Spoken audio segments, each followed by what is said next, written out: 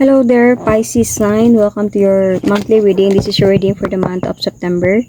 And Pisces sign, hindi lahat ng Pisces sign maka-resonate dito. So, takes what resonates and leave the rest. Okay, so Pisces.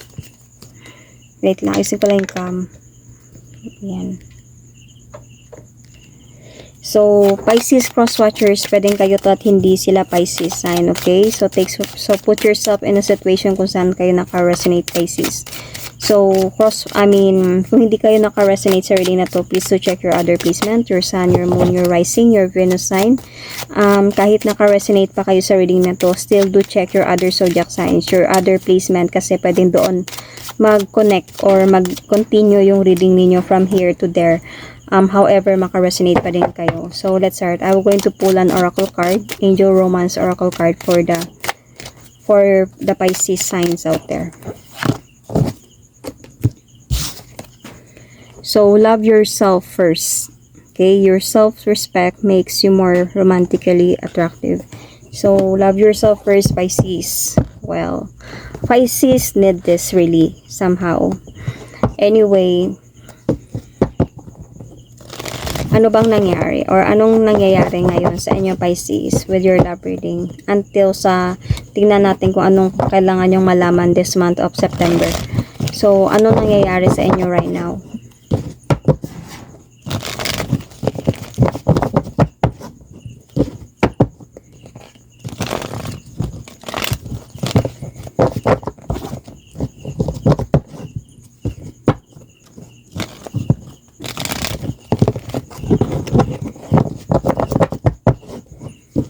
So, Pisces sign, what is happening?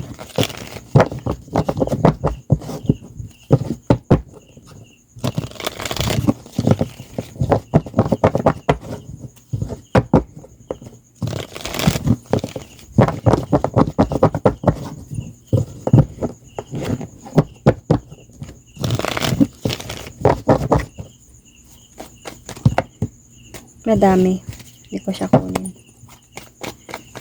What is happening?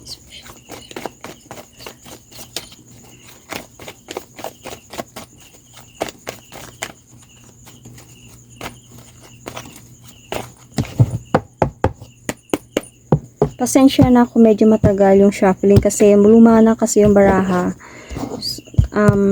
Mahirap na siya i-shuffle.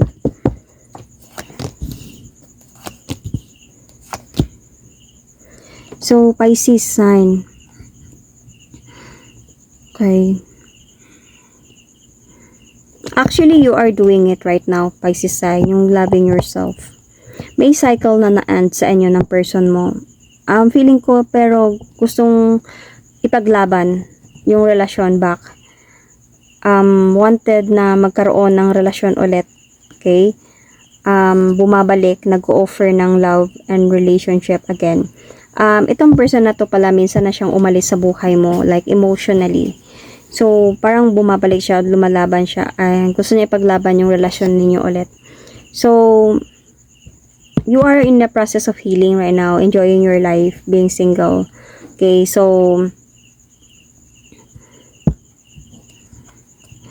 this person is really like coming back to offer you again. Might be you're a wife sa taong ito. Baka meron kayong responsibility ng taong ito. Hindi na kayo nag-usap ng taong ito talaga before, parang, or hindi na kayo nag-usap. Merong healed ka na from this person and you are not sure about this anymore. Pero bumabalik siya. So, ano ba nangyari before?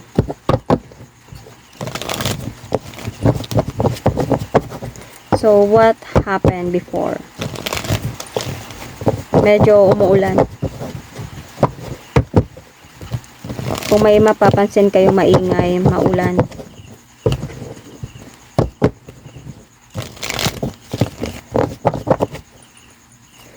So, what happened before? Let's see.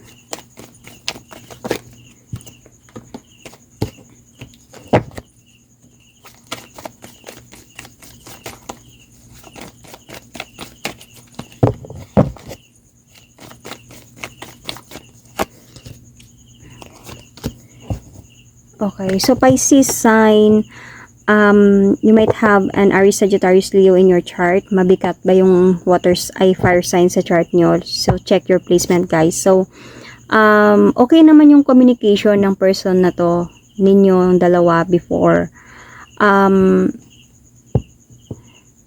Pero, feeling ko, alam mo, parang malakas kasi yung intuition mo, and this is you, Pisces, with the High Priestess. Hindi ka na inosente sa mga nangyari. You allow this person na okay yung communication ninyong dalawa. Pero you felt that there is something, okay? Parang imbalance sa sitwasyon na meron kayo before ng person na to. So, you just really want also to have a changes dito. Like, you are asking guides from God, siguro, universe, na masave pa rin yung relationship ninyo. So, you might be married sa taong ito. You might be marriage. Disappointments, meron kang disappointments before, pero dati na kayong naghiwalay ng taong ito. Parang gusto mo pa din, however, na new beginning sa taong ito. Parang gusto mo pa din na maayos kayo, however. Though, hindi ka na inosente sa mga ginagawa niya. It's either ano man yung ginagawa niya, nagkaroon ba siya ng iba. Anyway, through this intuition na meron ka or mga nalalaman mo is medyo nagkakaroon kayo ng arguments palagi, and makes you think about planning on parang something na para sa'yo, parang gusto mo na lang na maging peaceful yung situation. Pero umasa ka pa din kasi might be may kayo responsibility ng taong ito. So, umaasa ka pa din na magbago siya. So, in before. Okay? Until sa point na nabigo ka sa pag-aasang magbago siya. So, of course, baka may mabilis kasi yung mo Pisces. Ikaw yung tao na mabilis yung radar mo pagdating sa mga ganitong bagay. So, nabigo ka kasi siguro may nalaman ka na nagkamali na naman siya. So, what you did is you did cut off totally.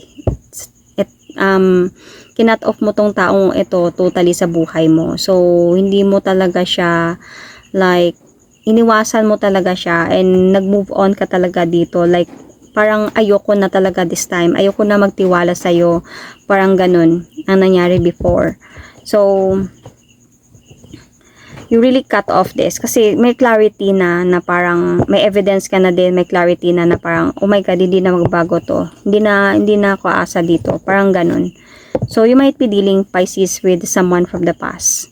Okay, so let's see about your person's feelings towards you.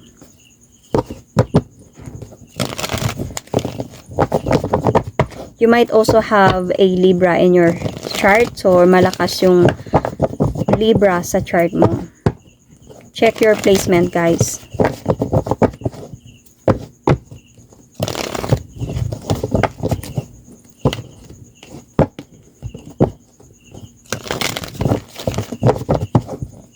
So, what is the feelings ng person na to para sa'yo?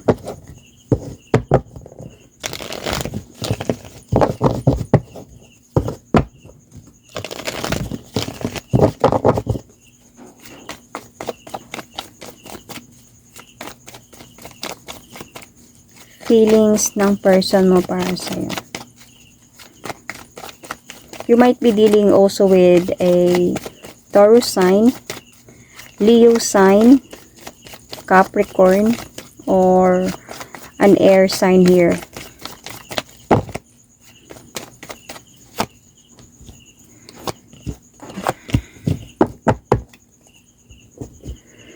So, itong person na to, parang siya, cold siya sa'yo talaga. Cold siya sa'yo. Feeling ko dito, Pisces, ikaw yung parang umaasa na mayroon pang pagbabago na mangyayari sa inyong dalawa. Or mayroon pang mag-change pa siya.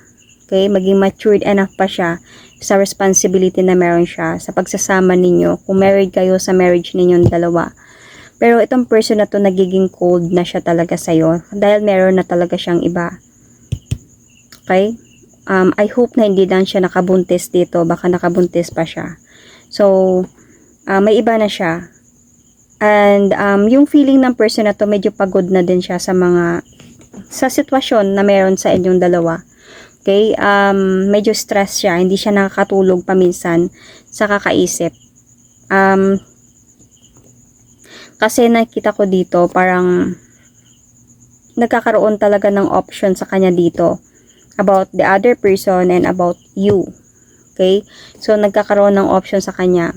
If ever na ganito yung mangyari, ito yung gagawin ko. If ever na ganito yung mangyayari, ito yung gagawin ko. Pero, through that option na meron siya, maraming option hindi siya makapili ng desisyon. So, even person. So, kung naguguluhan siya, na-stress siya, however, paminsan hindi siya nakakatulog sa gabi.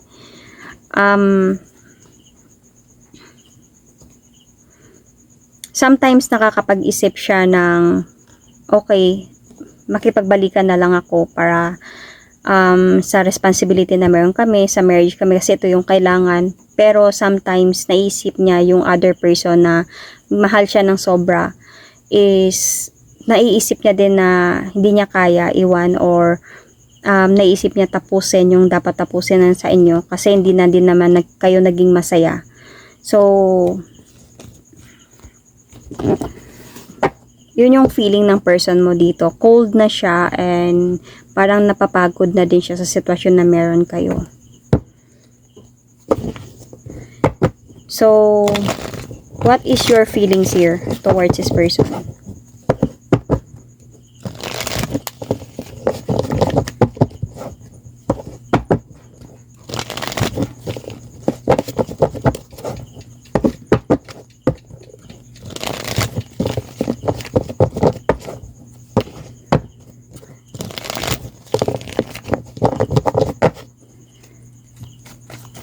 So, your feelings towards this person. Parang napapagod ka na din sa fight ninyong dalawa ng taong ito.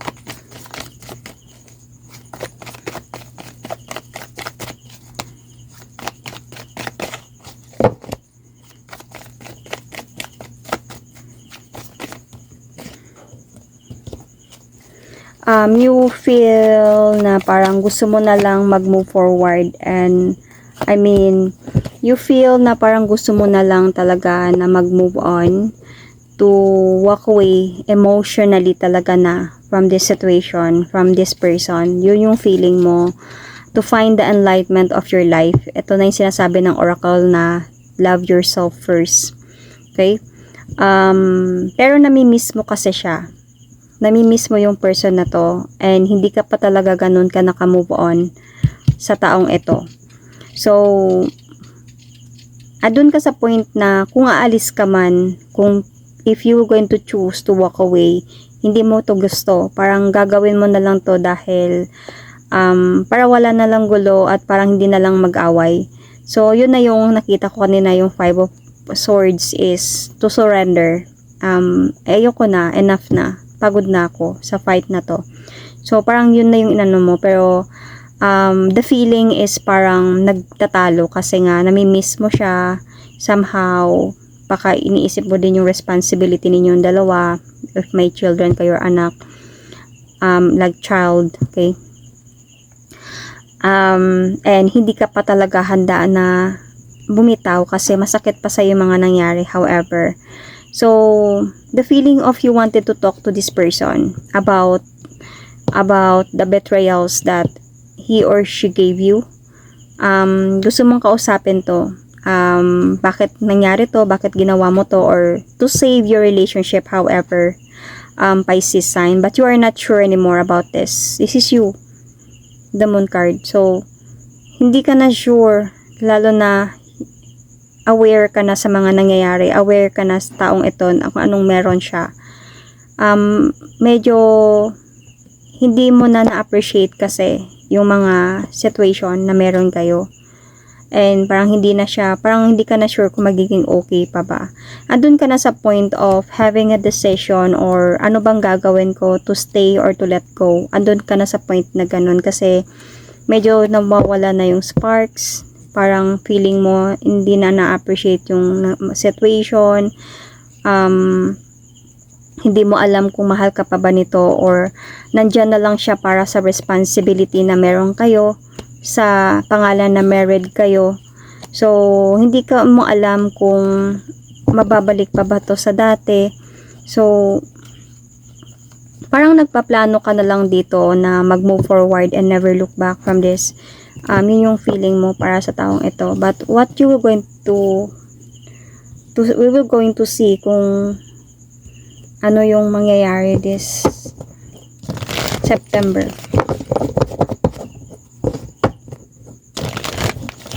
Okay, anong mangyayari this September for the Pisces sign, please?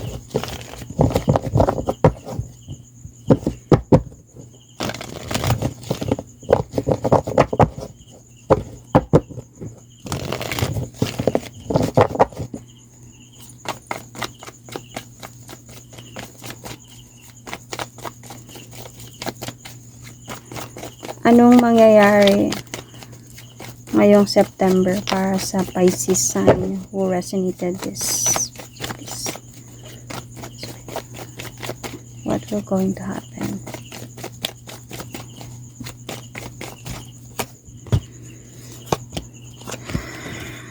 Pisces, medyo you are still waiting, however, sa taong ito, aside from this person. Okay? Medyo hindi ka nakatulog sa gabi. Stress ka, actually. Nagkakaroon ka ng anxiety. Mabigat ito para sa'yo. Parang feeling mo pasan na pasan mo yung responsibilidad. Feeling mo pasan na pasan mo yung problema ninyo dalawa. Na yung person mo hindi ka naman niya tinutulungan sa problema ninyong pareho. Yun yung feeling mo dito. You feel na parang ang bigat na. Gusto ko nang i-drop off to and to walk away. This September, ito yung mararamdaman mo. Lalo na this Mercury retrograde na meron pa tayo until September 14 or 15. So, very stressful ang September para sa'yo and healing. So, you are in the process of healing this coming September. I mean, yeah. And also, feeling ko dito, parang this September,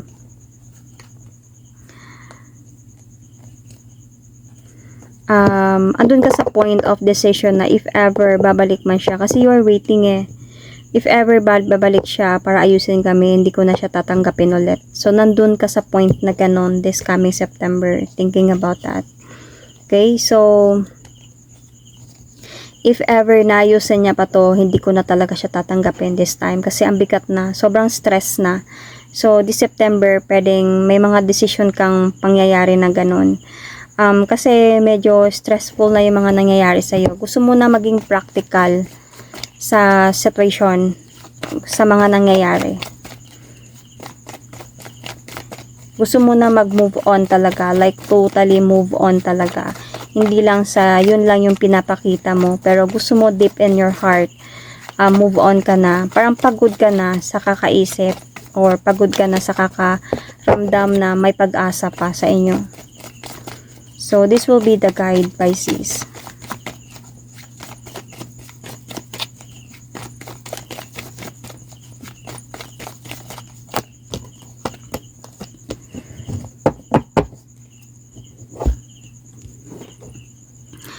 So, Pisces, feeling ko, palagi kayo nag-aaway talaga, palagi kayo nagtatalo ng person na to, laging may argument sa inyo.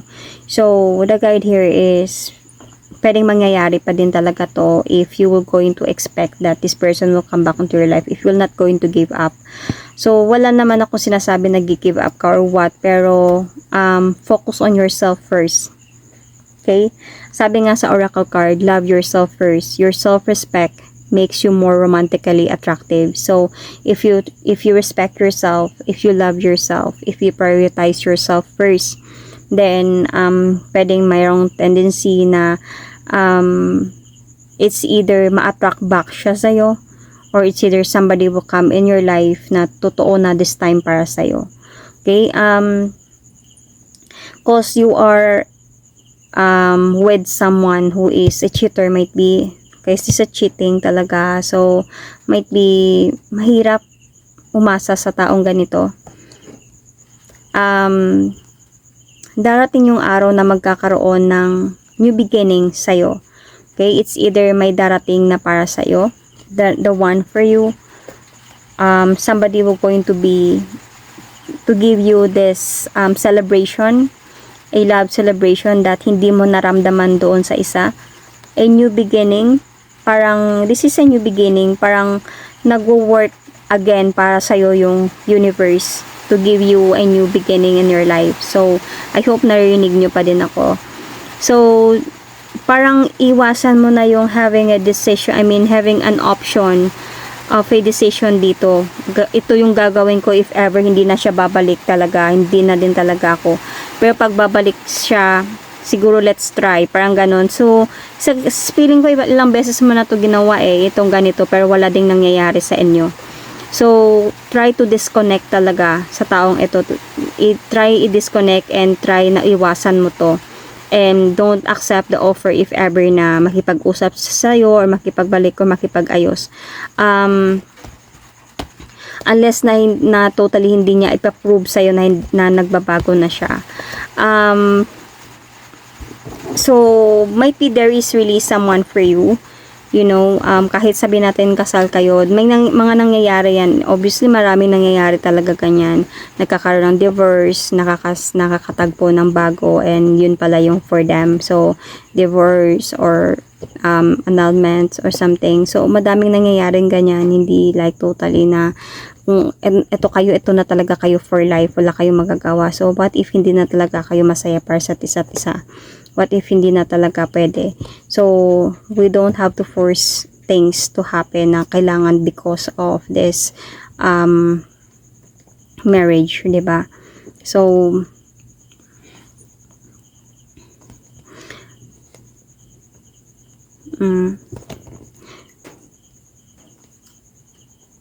So, itong person na to, kung hindi niya ipoprove sa'yo na maging matured enough na talaga siya sa sitwasyon ninyo, wala din kasi mangyayari dito Kasi siya mismo, confused siya. Confused siya sa mga nangyayari. You might also be dealing with an Aries sign. So, confused siya talaga sa pwedeng mangyari. It's either hindi siya sure na ikaw talaga and iwan niya yun. Kasi meron siya iba talaga dito I don't know kung nabuntis siya pa ba yun or what. So, meron talaga siyang iba and in kanitong klaseng tao na hindi naman siya sure na sa pagsasama ninyo, like on and off kayo siguro, or nandyan na lang siya para sa responsibility na meron kayong dalawa, okay, as being married, or ganun para sa mga anak nyo or sa anak nyo kung isa lang yung anak nyo. So parang doon na lang siya nag-ano, kasi cold yung feeling niya na cold na yung relasyon ninyo, na hindi na talaga, kasi meron na din siya iba, pero hindi siya nakakatulog sa gabi dahil nga sa nandyan ka, parang dahil nga sa alam niyang gusto mo pa din na maging maayos yung family ninyo, so kaya medyo confused siya. So para sa'yo, kailangan mo din dito ng ayusin din yung sarili mo. Okay?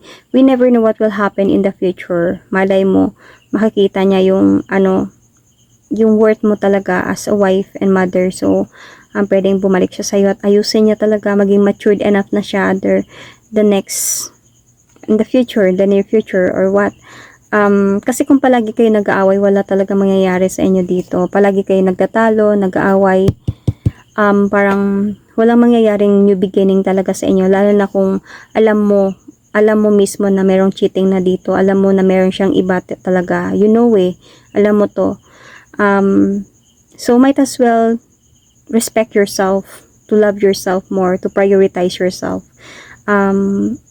Hindi mo malalaman na baka meron talagang someone na para sa'yo, okay, in the near future. So that is my reading for you, Aries. Pisces sign. Thank you and God bless.